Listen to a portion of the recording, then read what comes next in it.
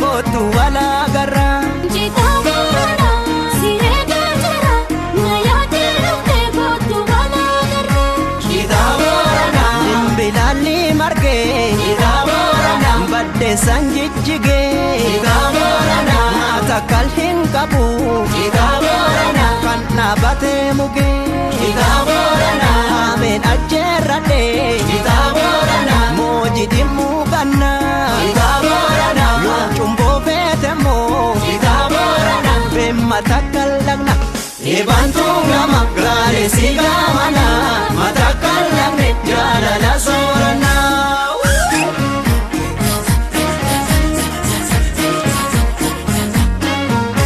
Jitaa boorana yaatu bishaan jundee. Jitaa boorana tullu jalaan gortee.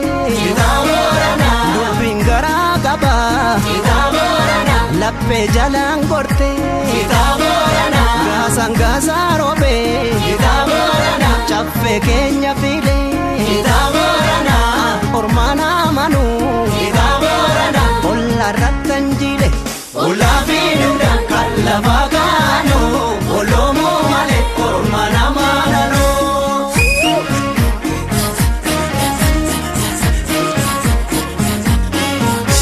Karaa waan baraa deemanoo. Gaasaan gaasa gaarii fuulee. Sandaa bileekoo. Garaa saaphataan hidheeni. Halkan yaani naatti duulee. Kanaafuu bahee as fuulee.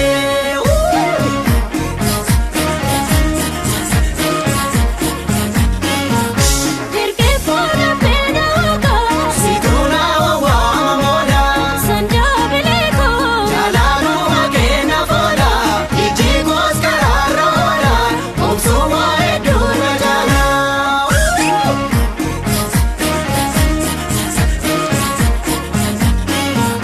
Bukkaana gayyaa karroobee. Yandoo tittiifuu walkeessa. Sandaa bileekoo. Koomeen dhufuu dhabeemi. Alaayaan asii barreessa. Dhaamsa koonsi qaqqabsiisa.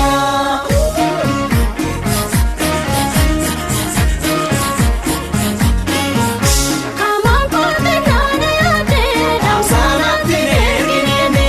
Sandaa bileekoo. Afaan koo dubbiidhaan beeka. Ittiin baarachuu dhabeemi. Asii teera boochisini.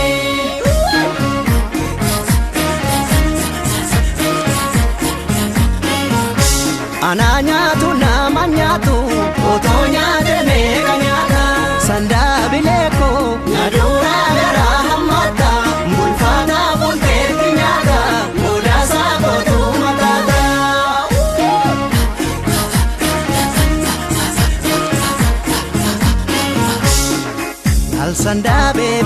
Sandaa beebirra bor wal yaanna malee har'a wal bira.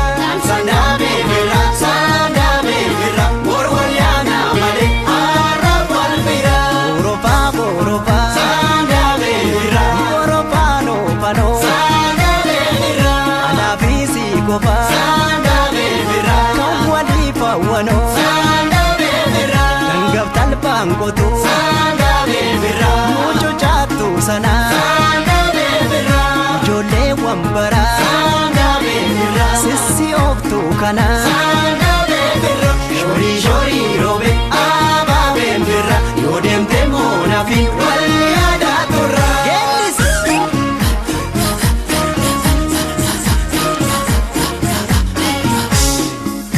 Sandaa